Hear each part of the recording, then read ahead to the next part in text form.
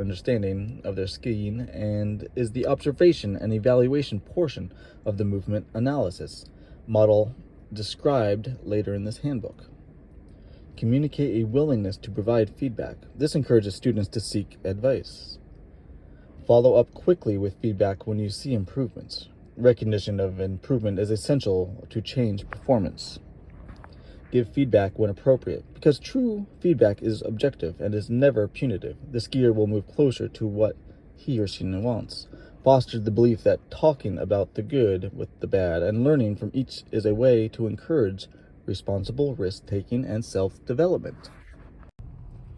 Focus on providing information about individual behavior that either did or did not produce a desired result. For example, the turn shape you choose for the specific terrain includes the appropriate movement blends, but didn't address the speed control needed for this particular slope. The structure for effectively delivering feedback in this context includes providing a specific and detailed description of the expected result prior to the activity, delivering information relative to how performance either achieved or did not achieve the desired result. The skills concept. PSIA skill concept serves as a technical model for the American Ski Association instruction. It is based on the knowledge that 3 skills, rotational control, edge control, and pressure control, are integral to all turns, and they are essential for maintaining balance. Distinctions between the skills emphasize a connection between the action of the skis and the corresponding body movements for each skill. Balance is both a source and outcome of effective movements. These skills may be blended with the right duration, intensity, rate, and timing, duration, intensity, rate, and timing, to produce efficient and effective skiing. The skills concept offers a way of looking at skiing as the group of fundamental movements that leads to a specific result. These skills provide a clear framework to analyze the actions of the skis on the snow and the skier's movements to accomplish these actions. If you understand the skills concept, you are on your way to becoming a successful ski instructor. Skills and movements in skiing. Skills and movements are different, and their distinctions have direct bearing on ski instruction. The Merriam-Webster Dictionary defines skill as a learned power of doing something completely, i.e., a developed aptitude or ability. It refers to the ability to execute a task. Being skillful also relates to the skier's proficiency with his or her equipment, which relies on specific and definable body movements to produce the desired action of the skis on the snow. Movement is defined as a particular instance or manner of movement. It has to do with which body parts are supposed to move and how they're supposed to move in order to perform a task. In ski instruction, skills are used to diagnose and assess skiing proficiency. Identifying movements needs based on skill proficiency helps you design action plans and progressions and set outcomes for change and improvement. To diagnose skiing proficiency, identify movements needs, develop an action plan to achieve the student's desired outcome. Your assesses the skill's ability to control the ski's rotational edge and pressure. You use these identified movements needs blends specifically pertaining to tipping and turning the skis, edging and rotation respectively, and pressure control, foot to foot and fore to aft through flexion and extension, to reach students how to improve their skills. The skier opts for one specific movement over another, or applies a particular skill blend as part of a conscious choice based on the situation and desired outcome. How the student chooses to blend these movements varies based on speed, snow conditions, turn shape, and equipment. Any given skill blend, however, will benefit from the following common elements. Eye focus on the middle of the next turn. Functional tension in the torso core allows the legs to turn and steer. Shoulders are forward of the hips and the spine is fairly erect but flexed. The skier balances on the outside supporting ski. The inside ski is grounded to use both skis for simple, smooth skiing. Inside leg activity functionally increases as the skis move through the turn, allowing adjustments in edging fore and aft. Pressure distribution. The inside leg tips laterally to complement outside leg tipping. Edges are released and engaged in one smooth movement to enhance parallel skiing skills. Remember, skills are defined in terms of movements of the body, the action of the skis that results, and how these affect balance. The Alpine Technical Manual, 2014, is the go-to resource for comprehensive information on the fundamental body movements of skiing. This handbook focuses on 5 alpine skiing techniques, as emphasized in current national standards for alpine instruction. Adjusting stance. Control the relationship of the center of the mass to the base of the support of the direct pressure along the length of the skis. Open stance, feet, knees, and legs are loose and adaptable, functional apart, not a predetermined distance. Shoulders are forward of the hips, the spine is fairly erect but flexible.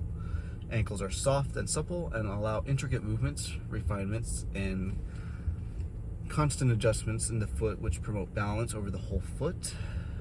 There is upper-lower body independence.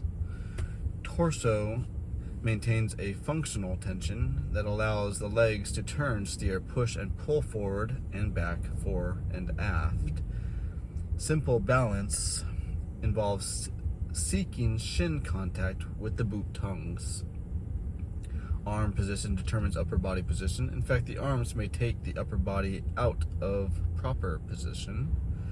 Pole swings are used to help strengthen angles and complete the current turn and or to help release angles and direct movements into a new turn. Flexing and extending. Regulate the magnitude and pressure created through ski to snow interaction. Ankles, knees, hips, and spine flex and extend to aid balance while in motion. Knees, hips, and spine flex and extend to manage pressure, which may be active, skier-induced, or passive, terrain, turn, gravity-induced. Ankles flex and extend as a primary action to distribute pressure fore and aft. The entire body is involved in balancing with harmonious movement of all the joints. Some joints may be flexing while others are extending. Foot-to-foot pressure. Control pressure from the ski to ski and direct pressure towards the outside ski. Balance is on the outside supporting ski. The inside ski may be grounded to use both skis for simple, smooth skiing. Pressure redistribution ranges from deliberate stepping onto a new outside supporting foot to a subtle blend moving from the outside foot through both feet to the new outside foot. The amount of pressure applied to each ski is a tactical choice by the skier given the terrain, speed, snow conditions, and turn shape. The inside leg is highly active in regulating all aspects of skiing: turn shape, size, the angle of the skis to the snow, and inclination. Tipping the feet and legs. Control edge angles through combination of inclination and angulation. Edges are released and engaged in one smooth movement to enhance parallel skiing skills. This results in having parallel leg shifts, i.e. parallel shin bones. The inside initiating leg tips diagonally, forward and laterally to facilitate outside leg tipping. Feet, legs, and hips tend to move diagonally, forward and laterally to release and engage the edges. The body inclines. This inclination is a critical movement to balance with the forces of the turn and accompanies increasing edge angle. The feet slightly pronate and supinate inside the boot, helping create sensation, tipping the boot and ski with the foot. These movements also enhance sensory feedback from the snow.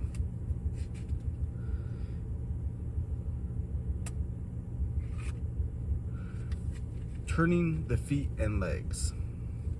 Edge control refers to a skier's ability to alter the angle of the skis on the snow. Control the ski's rotation, turning, pivoting, steering with the leg rotation. Separate from the upper body. Legs turn more than the upper body, i.e. the upper body is stable. Legs and feet turn to steer the skis, controlling the direction they are pointing. Excuse me. Hips, torso, or arms may aid movement in extreme situations.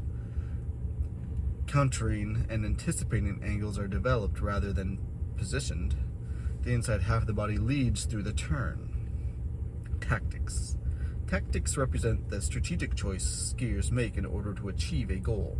In other words, tactics are why and where behind their actions. This includes selecting movement, blends, timing, duration, intensity, rate, and direction to affect desired ski performance and to accomplish goals. Tactical decisions are most effective when the ranges of movements are explored and learned. In addition, movement blends are more effective if the skier has a mental image of the turn path ahead. Tactics may refer to turn tactics, including the size, shape of the turn, mental tactics, and tactics for navigating the mountain. Tactics and timing of movements. To the turn phase. Initiation. Turn initiation begins during the end of the transition. Each edge change of the outside support ski has occurred, and the new outside ski begins to support the body for balance. Skis begin pointing into the fall line. Center of mass moves towards the inside of the turn as a continuation of crossover and or cross under. Lead change happens naturally with alignment to the pitch of the slope. Weight redistribution continues, transferring smoothly towards the outside of the supporting foot. Shaping. In the shaping phase, skis achieve the desired direction change, edges engaged, turning the skier in the new direction. Inclination, angulation angles are strongest. Steering helps redirect the skis. Desired edge angle is achieved using the ski's side cut to aid direction change.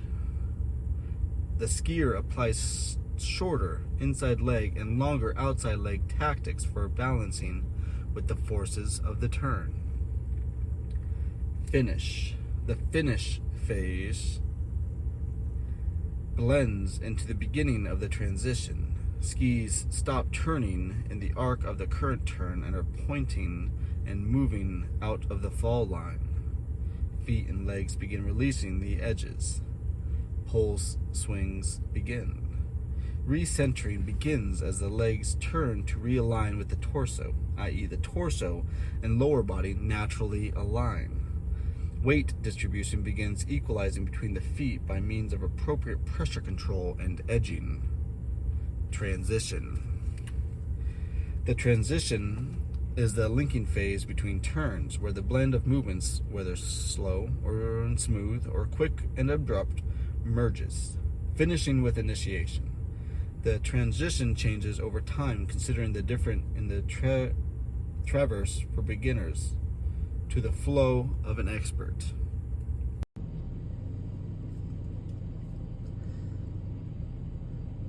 The feeling of strength from managing the forces in a turn is momentarily surrendered to allow the skier to realign for the next turn.